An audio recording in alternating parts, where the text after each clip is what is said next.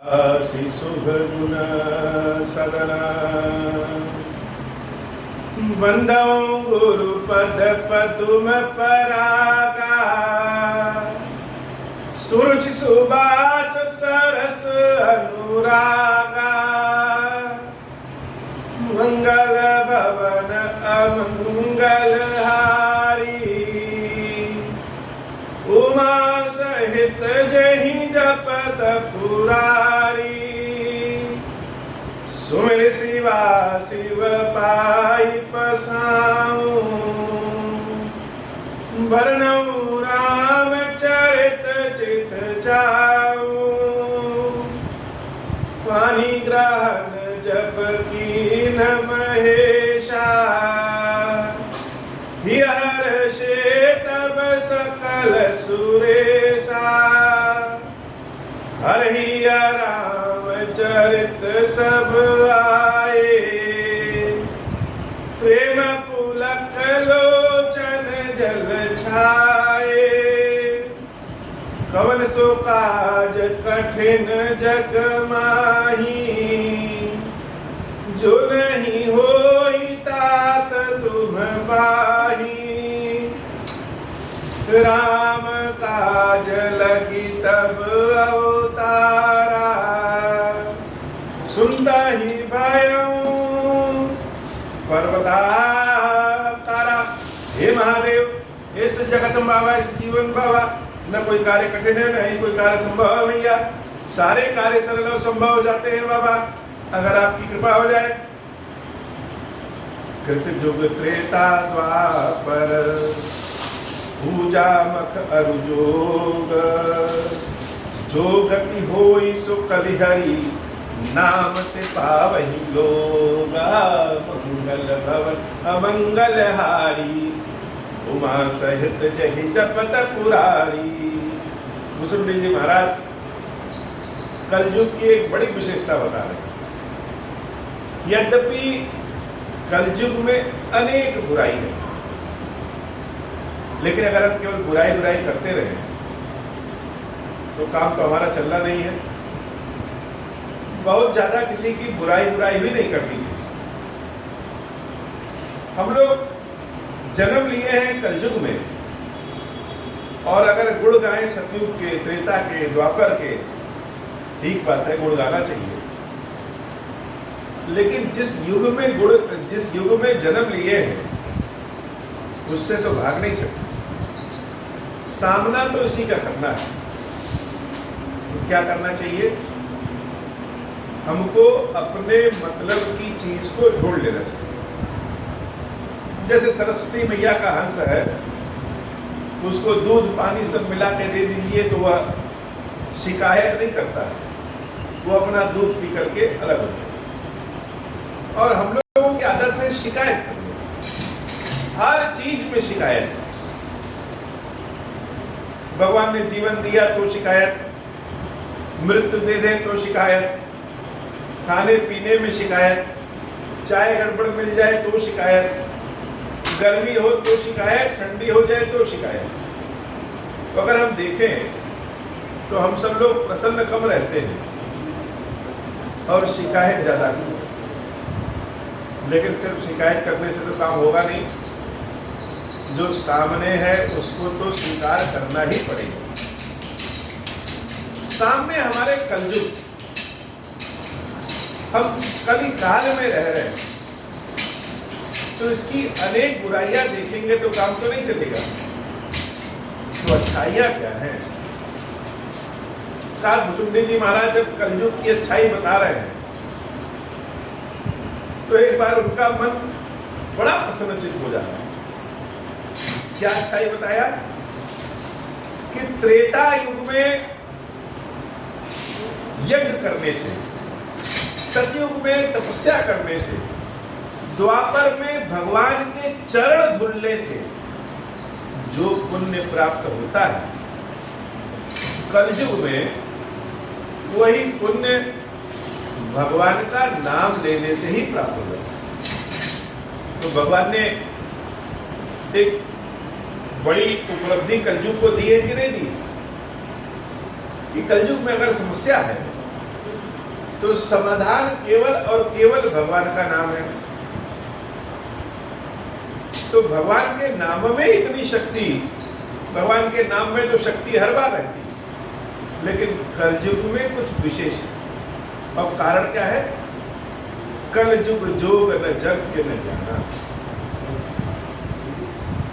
इस कलयुग में न कोई यज्ञ है, न योग है और न ज्ञान है।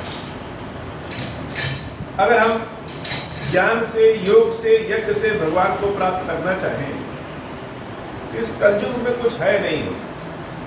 हम लोग अपने संतुष्टि के लिए चाहे कितना भी स्वाहा स्वाहा कर ले, लेकिन सत्य है कि इस कलयुग में ज्ञान और यज्ञ तो है ही नहीं।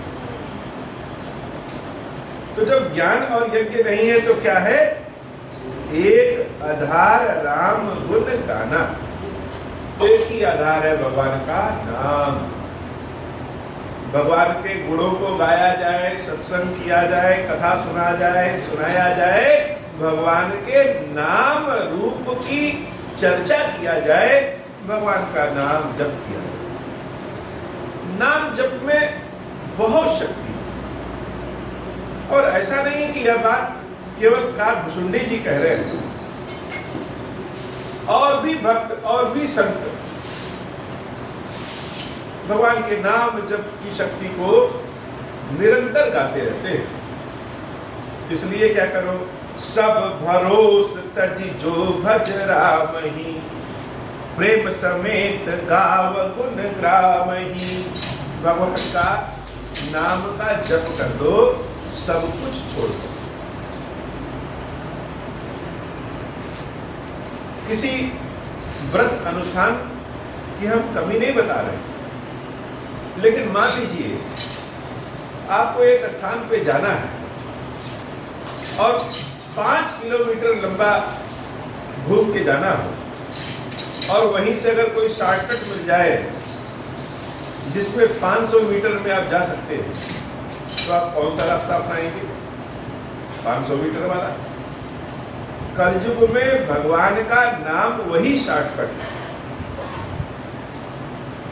व्रत आदि हम सब करें,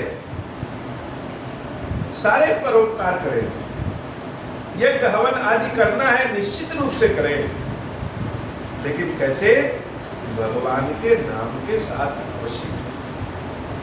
भगवान का नाम का जप एक ऐसा है जो कि हमको, या जो भी भगवान के नाम का जप कर रहा है, उसको भगवान से सीधे जोड़ देता है। नाम में तो बड़ी शक्ति है। नाम के पीछे पीछे रूप चलता है, रूप के पीछे पीछे नाम चलता है। कभी रूप आगे, कभी नाम आगे, कभी रूप आगे, कभी नाम आगे। तो भक्त को भगवान से जोड़ने का क्या तरीका है? नाम। भगवान के नाम का जप करना, भगवान के रूप गुण के नाम का जप करना, यह सीधे प्रभु से जोड़ता है। तो जो नाम की शक्ति है, जो नाम जप की शक्ति है, वह कलयुग में बड़ा अद्भुत है। अच्छा, अब एक बात, प्रश्न यह भी उठता है कि भगवान का नाम राम राम राम राम, कृष्ण कृष्ण कृष्ण, राधे राधे राधे राधे कर रहे हैं, वो ज्यादा सही है, या भगवान के नाम का मंत्र कर रहे हैं? ओम नमो विघ्नराजाय सर्व सौख्य प्रदायिने दुष्टारिष्ट विनाशाय पराय परमात्मने लंबोदरम महावीर्यम नागिगो पशोभितम अर्धचंद्रधरम देव विघ्न विनाशनम। ओम ह्रां ह्रीं लूं लैं ग्रौं ग्रह भैरवाय नमो नमः। ये कहें, या गणेश जी का नाम ही पुकार ले, गणन जय गणपति हिरम धड़ीधर महागणपति लक्ष्मण सिंह प्रसाद नमो सिद्धि अमित मंत्रिता बड़ी निधि सुमंगल बीज आशा पूर्व बल शिव का शब्द दरवाजा सिद्धा दुंडी विनायक श्री सिद्धिराज गणेश जी की सदा ही जय हो। क्या नाम पुकार ले? दोनों में ज्यादा बेहतर क्या है? तो दोनों में ज्यादा बेहतर भगवान का नाम है।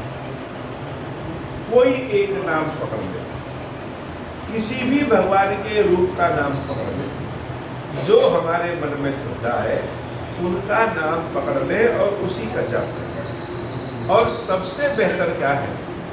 सबसे बेहतर तो है ओम श्री राम। ओम हमारे बाबा खीरेश्वर महादेव शंकर जी, श्री उनकी शक्ति देवी पार्वती, और शंकर जी और पार्वती जी मिलकर के ही इस राममय संसार का निर्माण करते हैं। तो ओम श्री राम कहेंगे तो भगवान का नाम जप भी हो जाएगा, भगवान के रूप और गुण का भी जप हो जाएगा, और भगवान का मंत्र भी जप हो जाएगा। इसलिए ओम श्री राम कलयुग में सर्वश्रेष्ठ मंत्र, सर्वश्रेष्ठ नाम जप। अच्छा, बहुत लोग कहते हैं कि ओम तो शंकर जी समझ में आता है, लेकिन श्री का मतलब तो लक्ष्मी जी होता है। ये कैसे? तो श्री अगर लक्ष्मी है तो फिर राम हो गया। तो जो ओम है वही राम है, वही विष्णु है, वही सब कुछ। जरूरत है हमारी समझ का और हमारे भाव। ओम में ब्रह्मा जी, विष्णु जी, शंकर जी तीनों का वास है। श्री का मतलब सिर्फ लक्ष्मी जी नहीं होता। लक्ष्मी जी के नाम के पहले भी श्री लगाते हैं, जैसे श्री लक्ष्मीयाय नमः, श्री श्रीये नमः। पार्वती जी के नाम के पहले भी श्री लगाते हैं, श्री पार्वती नमः, श्री शारदाय नमः। सरस्वती जी के नाम के पहले भी श्री लगाते हैं। यहाँ तक कि भगवान के नाम के पहले भी श्री लगाते हैं, श्री शंकराय नमः, श्री वैष्णवाय नमः। तो श्री जो है वो सिर्फ लक्ष्मी जी का नहीं है, वो सिर्फ पार्वती जी का नहीं है, वो सिर्फ सरस्वती जी का नहीं है। श्री का मतलब है शक्ति। जब भगवान शंकर स्वरूप में होते हैं, यह श्री, यह शक्ति पार्वती स्वरूप में होती है। जब भगवान शंकर विष्णु स्वरूप में होते हैं, तो यह श्री, यह शक्ति लक्ष्मी स्वरूप में होती है। जब भगवान शंकर ब्रह्मा स्वरूप में होते हैं, तो यह श्री, यह शक्ति शारदा स्वरूप में होती है। जब भगवान शंकर अग्नि स्वरूप में होते हैं, यह श्री स्वाहा स्वरूप में होती है। जब भगवान शंकर इंद्र स्वरूप में होते हैं, यह श्री शची स्वरूप में होती है। जिस रूप में भगवान शंकर, उस रूप में यह श्री उस शक्ति के रूप में वास करती है। अगर ओम को हम परम ब्रह्म विष्णु ही मान लें, तो यह श्री लक्ष्मी हो जाएंगी। अगर ओम को शंकर जी मान लें, शैव धर्म वाले मान लें, तो श्री शाक्त धर्म की हो जाएंगी और राम वैष्णव धर्म की हो जाएंगी। सनातन धर्म में पंच देवों की पूजा अति आवश्यक होती है। पंच देवता कौन कौन? भगवान शंकर शैव धर्म, श्री जिनको शाक्त धर्म कहते हैं, दुर्गा जी कह लीजिए, वैष्णव अर्थात राम, और गणेश जी अर्थात गणपति, सूरज देवता अर्थात सौर। इन पंच देवताओं की पूजा का विधान। इस ओम श्री राम में पांचों देवता विराजमान। ओम में तो सब विराजमान है। स्वयं ब्रह्मा विष्णु महेश विराजमान है, गणेश जी ओंकार के स्वरूप है, स्वयं भगवान सूर्य ओंकार के स्वरूप है, दुर्गा, शक्ति, लक्ष्मी, भैरवी, पार्वती, शारदा, जितनी भी शक्तियां हैं वह सब स्वयं श्री हैं, और राम तो परम ब्रह्म है, वह स्वयं राम है। ओम श्री राम का यह जो मंत्र है, ओम श्री राम का यह जो जप है, यह कलयुग में विशेष प्रभावी है। और यह मेरी बात मिथ्या नहीं, यह हम अपना निजी अनुभव कह रहे हैं। जैसे शंकर जी ने पार्वती जी से कहा कि सुनो सुनहु उमा यह अनुभव अपना, सत हरि नाम जगत यह सब। शंकर जी ज्ञान की बात नहीं कर रहे, शंकर जी अपने अनुभव की बात कर रहे। अब मेरा अनुभव शंकर जी जैसा तो नहीं है, लेकिन इस कलयुग में ज्ञान ही कहाँ है, तो प्रभु की प्रेरणा जैसी है। यह ओम श्री राम साक्षात परम ब्रह्म स्वरूप है, पंचदेव जिसमें विराजमान है। शंकर पार्वती प्रभु श्री राम विराजमान है, भगवान विष्णु माता लक्ष्मी जिसमें विराजमान है, ब्रह्मा जी माता शारदा जिसमें विराजमान है, 64 योगिनियां जिसमें विराजमान है, 10 महाविद्या जिसमें विराजमान है। प्रभु श्री सिद्धिराज गणेश जी अपनी दोनों शक्तियों बुद्धि सिद्धि रिद्धि सिद्धि, अपने पुत्र शुभ लाभ, बहु दुष्टि पुष्टि, पोते अमोद प्रमोद, मूसक महाराज के साथ जिसमें विराजमान है। हम जिसका भी नाम लें ओम श्री राम में तो सब विराजमान। जैसे कोई भी मिठाई खाएं, वह छेना की मिठाई हो, वह लड्डू की मिठाई हो, वह पेड़ा हो, वह बर्फी हो, वह केक हो, लेकिन चीनी सब में विराजमान है। तो वैसे ही ओम श्री राम सारे देवताओं में विराजमान है। शनि देव के पास जाएं, उनको भी ओम श्री राम सुनाएं। हनुमान जी महाराज के पास जाएं, उनको भी ओम श्री राम सुनाएं। जैसे सारे भोजन में, नमकीन भोजन में नमक विराजमान होता है, सारे मिष्ठान में चीनी विराजमान होता है, सारे शरीर में अग्नि, जल, क्षितिज, समीर और यह धरती विराजमान होती है। ऐसे ही हमारे आराध्य कोई भी हो, ओम श्री राम सब में विराजमान है। यह ओम श्री राम बहुत ही शॉर्टकट है। 500 किलोमीटर घूम के जाने की बजाय केवल 5 किलोमीटर 10 किलोमीटर से ही पहुंच जाए तो बड़ी अच्छी बात है। यह ओम श्री राम का मंत्र बड़ा अद्भुत है, नाम रूप में भी अद्भुत है, मंत्र रूप में भी अद्भुत है, पुकार रूप में भी अद्भुत है।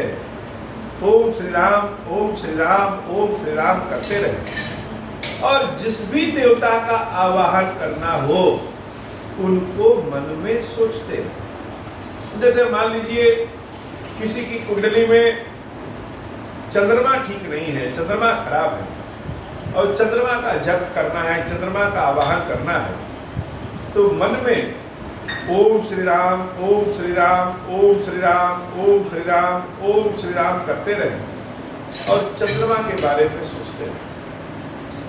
सबके पास तो इतना धन नहीं है कि 10-10 ब्राह्मण लगा करके, कर्म कांड करके, 1.5-2 लाख रुपए 50,000 खर्च करके अपनी कुंडली को सही करा सके। तो सामान्य व्यक्ति कैसे सही करेंगे? सामान्य व्यक्ति ओम श्री राम करते रहेंगे, सब अपने आप सही होगा। मान लीजिए किसी का पैर दुबला है और चाहता है कि हमारा शरीर बलिष्ठ हो जाए, तो क्या करेगा? वह भोजन करे, वह भोजन मुख के रास्ते पेट में पहुंचेगा, लेकिन उस भोजन की शक्ति हमारे पूरे शरीर में अपने आप होती है। जल हम किसी पेड़ के, किसी वृक्ष के जड़ में देते हैं और वह जल पूरे वृक्ष में पहुंच जाता है। ऐसे ही ओम श्री राम के मंत्र का जाप हम करेंगे और यह सारे देवताओं सबके पास अपने आप पहुंच जाता है। तो कलयुग में योग भी ओम श्री राम है, ज्ञान भी ओम श्री राम है, और नाम जप भी ओम श्री राम है।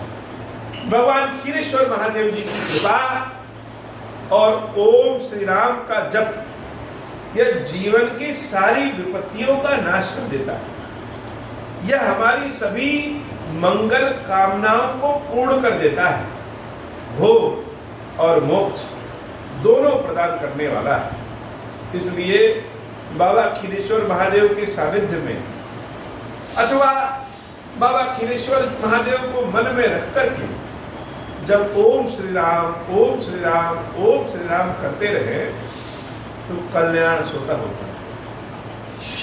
ओम श्री राम यह स्वयं में अपने खीर है, जो खीर बाबा को बहुत प्रिय है। जैसे खीर में दूध, चावल और चीनी 3 चीज होता है, 3 तत्व होते हैं मुख्य रूप से, बाकी मिलाने को तो और जितनी चीज भी मिला दीजिए, लेकिन मुख्य रूप से चावल, दूध और चीनी। ऐसे ही यह ओम श्री राम, दूध जो है वह ओम है, चावल जो है वह भगवान राम को समझ लीजिए, और जो चीनी है वही शक्ति है। शक्ति सब में घुल मिल जाती है। तो ओम श्री राम अपने आप में ही खीर है, जो खीरेश्वर महादेव को बहुत प्रिय है। अगर ओम श्री राम से हम शरीर बनाए तो स्वयं श्री हनुमान जी महाराज बन जाएंगे। हनुमान जी महाराज की पूजा वैष्णव में भी, शैव में भी और शाक्त में भी होती है। हनुमान जी महाराज के गुरु ही स्वयं सूरज देवता हैं, और मंगल करने वाले, विघ्न हरने वाले स्वयं हनुमान जी महाराज भी हैं और गणेश जी महाराज भी हैं। तो ओम श्री राम की अगर हम शरीर बना दें तो साक्षात हनुमान जी महाराज प्रकट हो जाएंगे। इसलिए यह ओम श्री राम बड़ा अद्भुत है। सोई भव तर कछु संशय नाही, नाम प्रताप प्रकट कलिमान। भुसुंडी जी महाराज कहते हैं कि इसमें कोई संदेह ही नहीं, मन में संदेह नहीं रखना चाहिए। दुर्गा सप्तशती भी पढ़ेंगे, उसमें भी यह है कि दुर्गा सप्तशती के पाठ के फल में कोई संशय, कोई संदेह नहीं रखना चाहिए। भगवान के नाम जप में कोई संदेह, कोई संशय नहीं रखना चाहिए। भुसुंडी जी महाराज कहते हैं कि सोई भव तर, कौन? ऐसे नहीं नाम प्रभु का लेते रहें, ओम श्री राम ओम श्री राम ओम श्री राम करते रहें और विश्वास किसी दूसरे पे। यह नाम उसके लिए फलप्रद होगा जिसका विश्वास भी है। जैसा विश्वास है वैसा ही फल है।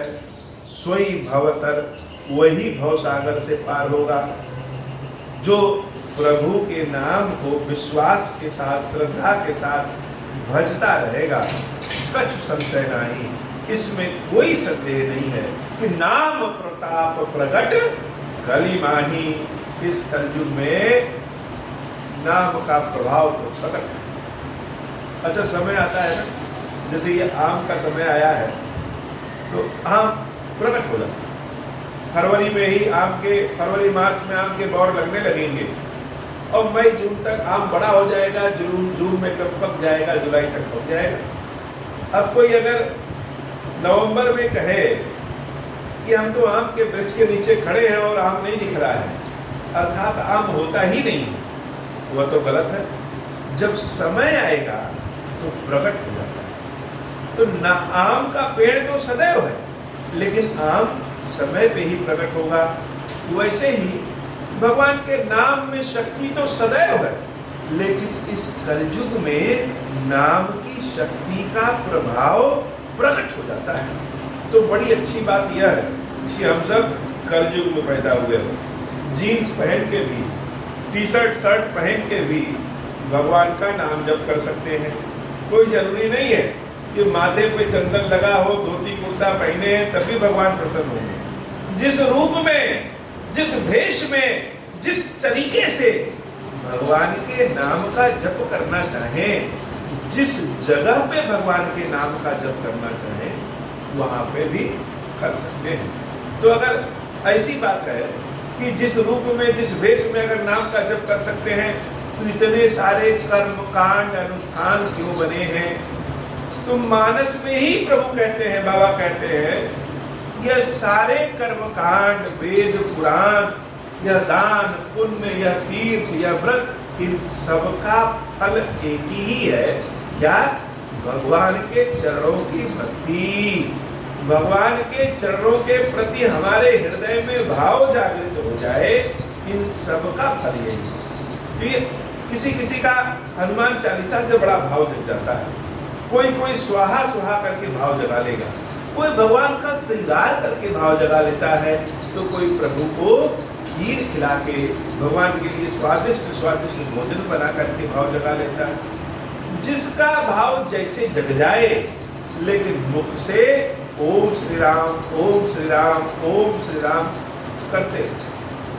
अच्छा, एक बड़ा पुण्य है का काम, बहुत पुण्य का काम है, कोई माने चाहे ना माने, भगवान के नाम का प्रचार करना यह बड़ा पुण्य का काम होता है। ये मत सोचिए कि हम स्वयं में ओम श्री राम ओम श्री राम ओम श्री राम करते रहे तो हमारा कल्याण होगा और दूसरे किसी का कल्याण ना हो। जैसे अगर कोई विद्या हमको आती है और वह विद्या हम किसी दूसरे को सिखाते हैं, तो दूसरा भी विद्या सीख जाएगा और हमारी विद्या कम नहीं हो जाएगी। अगर हमारे पास 2 लड्डू है और एक लड्डू हम किसी को दे दें तो एक ही लड्डू बचेगा, लेकिन अगर हमारे पास विद्या है और वह विद्या हम किसी को दे दें तो ऐसा नहीं कि हमारी विद्या कम हो जाएगी। एक दीपक से दूसरा दीपक जलाएंगे तो ऐसा नहीं कि पहला दीपक बुझ जाएगा। ऐसे ही ओम श्री राम के नाम जप को, मंत्र जप को हम जितने ज्यादा से ज्यादा लोगों तक प्रचार कर सकें, जितने ज्यादा से ज्यादा लोगों को हम बता सकें, जितने ज्यादा से ज्यादा लोगों को हम कह सकें, और जितने लोग मेरे कारण ओम श्री राम सुन लें, मुख से कह लें, उतना ही मेरा कल्याण होगा।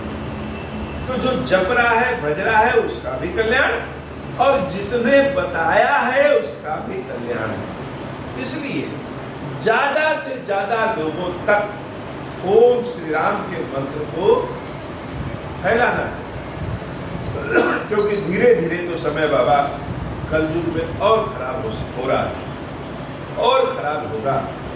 तो सब लोग बचेंगे कैसे? जो ओम श्री राम के मंत्र की छाया में आ जाएंगे वह बच जाएंगे।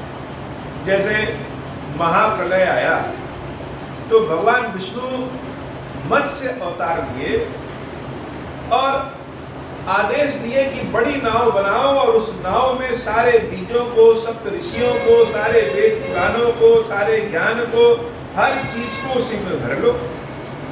राजा ने भर लिया और प्रलय आने पे उस नाव के खेवनहार स्वयं मत्स्य रूप में भगवान विष्णु हो गए।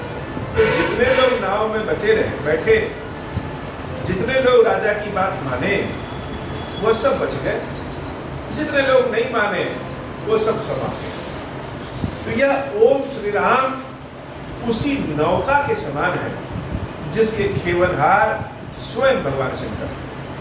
तो जो लोग ओम श्री राम की नौका में बैठ जाएंगे वो बच जाएंगे। बचना सिर्फ जीवन का बचना नहीं है, कष्टों का बचना, ज्ञान का बचना, भाव का बचना, भगवान की भक्ति का बचना, हर तरह की बचना है।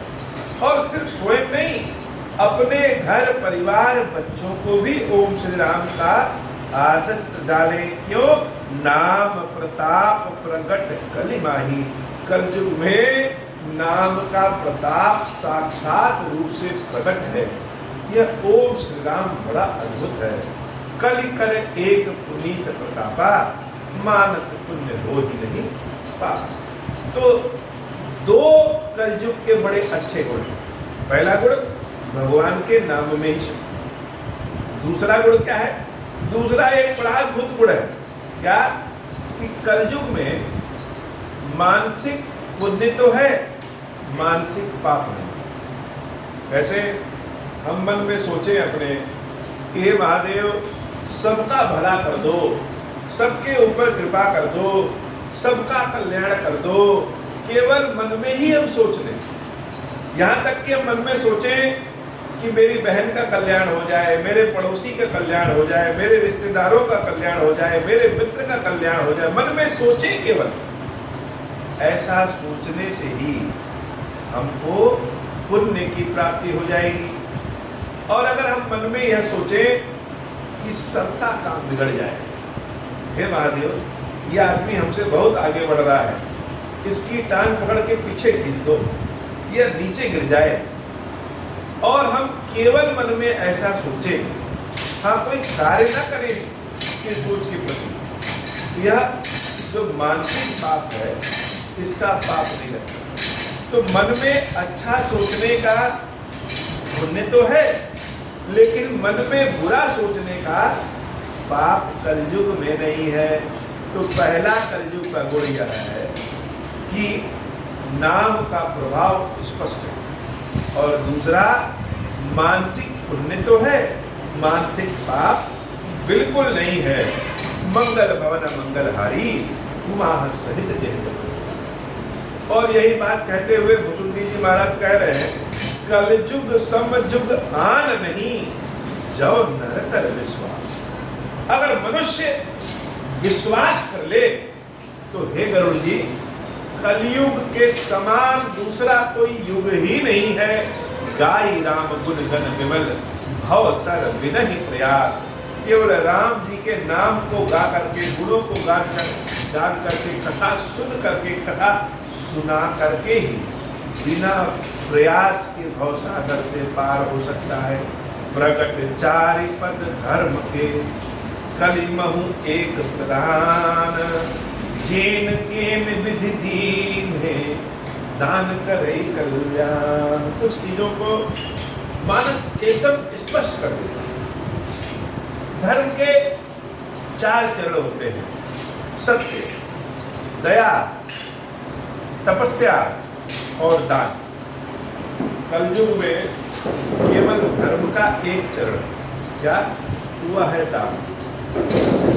तो एन विधि से किसी को भी किसी भी तरीके से अगर हम दान देते हैं तो इसका बड़ा प्रभाव है। अब किसी को भी किसी तरीके से का मतलब, बहुत लोग आते हैं मुंह बना करके कि हम बड़े दीन दुखिया है, हमारा काम नहीं चल रहा है, अस्पताल में है, दवाई कराना है, कहीं जा रहे थे बटुआ छूट गया है तो कुछ किराया दे दीजिए, कुछ पैसा दे दीजिए। मन कहेगा कि ये ठग रहा है, ठग सकता है, अभी हम पैसा देंगे और जाकर के शराब पी लेगा, तो नहीं देना चाहिए दान। लेकिन मानस में भुसुंडी जी महाराज कहते हैं, अगला आदमी भले ठगने आया हो, लेकिन अगर आपको देख करके लगता है, मन में ऐसा भाव आता है कि नहीं सही में हो सकता है ये दीन दुखियारी हो, इसकी मदद कर देनी चाहिए, तो आप उसको जो मदद करते हैं, उसको जो दान देते हैं, वह उस दान का कुछ भी करे, आपको पाप नहीं लगेगा, आपको पुण्य ही प्राप्त। कीरेश्वर महादेव मंदिर से जुड़ने के लिए हम बहुत लोगों से यह कहे कि ज़्यादा नहीं, मात्र 21 रुपए प्रत्येक महीने कीरेश्वर महादेव को दान दिया करें और ओम श्री राम मंत्र का जाप किया, विपत्ति का नाश होना शुरू हो जाएगा। तो 21 रुपए में न कुछ बने और न कुछ बिगड़े, देने वाले को भी कोई समस्या नहीं और लेने वाले का आनंद। लेकिन कम से कम यह हमारा नियम तो बन जाएगा, यह हमारा दान तो बन जाएगा। मन में आएगा तो कि महादेव को हमें देना है। महादेव की सेवा श्रृंगार आरती में एक अंश भी अगर लग गया तो भी बहुत है। तो दान भी हमारा हो गया और पुण्य भी हमारा हो गया। ओम श्री राम मंत्र का जाप तो हम कर ही रहे। भगवान धन से प्रसन्न नहीं होते, भगवान भाव से प्रसन्न होते, भगवान नियम से प्रसन्न होते। कोई जरूरी नहीं है कि एक व्यक्ति जो 21 रुपए चढ़ा रहा है, प्रभु को अर्पित कर रहा है, उसको कम पुण्य मिलेगा, और एक व्यक्ति जो 1 करोड़ रुपए चढ़ा रहा है उसको ज्यादा मिलेगा। दोनों को समान मिल सकता है, न 1 करोड़ वाले को कम या ज्यादा, न 21 वाले को कम या ज्यादा। यह निर्भर करता है कि हमारा भाव कैसा है। अगर हम 21 रुपए देते समय मन में यह ला रहे हैं बड़े ऐठन के साथ हम दे रहे हैं कि यह लो पकड़ो, तो वह 21 रुपए भी हमारा कुछ नहीं कर सकता। और 1 करोड़ देते समय हम और ऐठन ला रहे हैं तो भी बेकार है।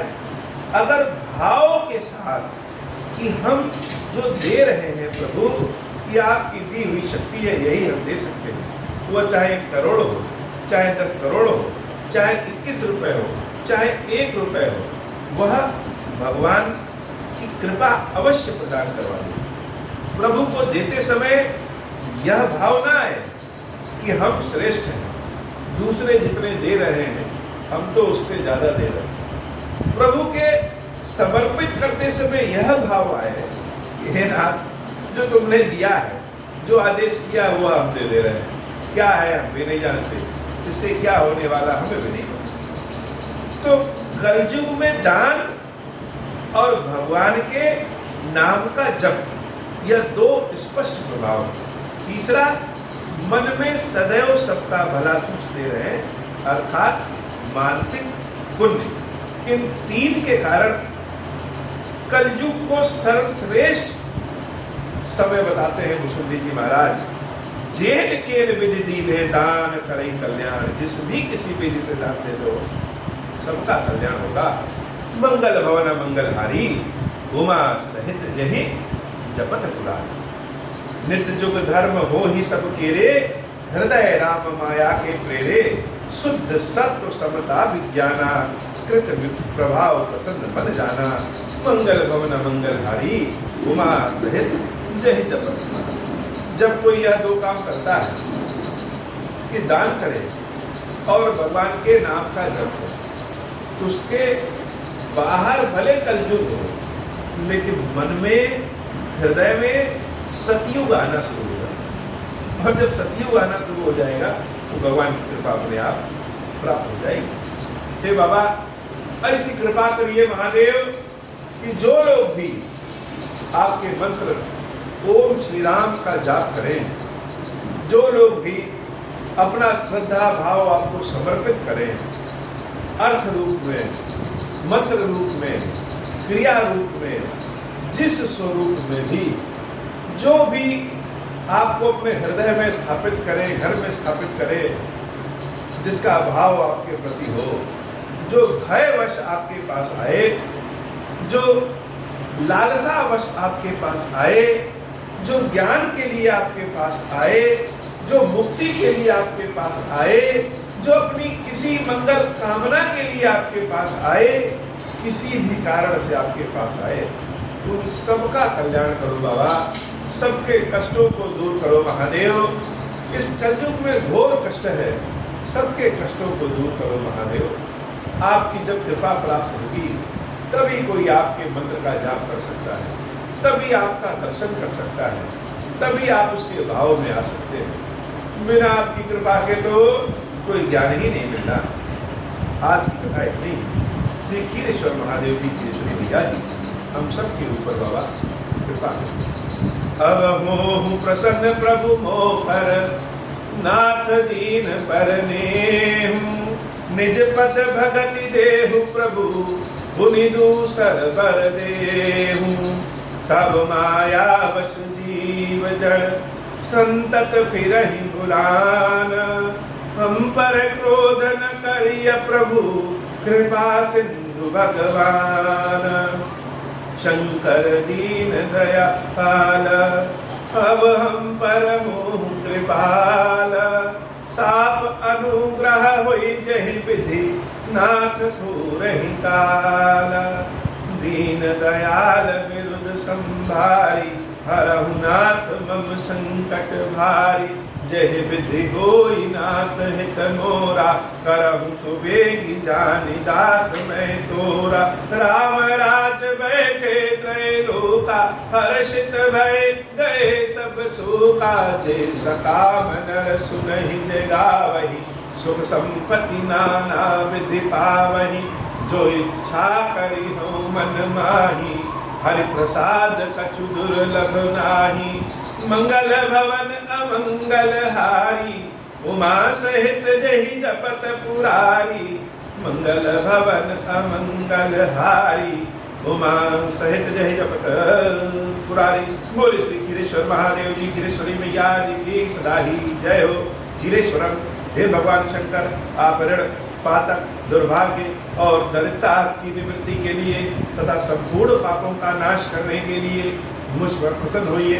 मैं दुख और शोक की आग में जल रहा हूँ, संसार भय से पीड़ित हूँ, अनेक प्रकार के रोगों से व्याकुल और दीन हूँ। खीरेश्वर, मेरी रक्षा कीजिए।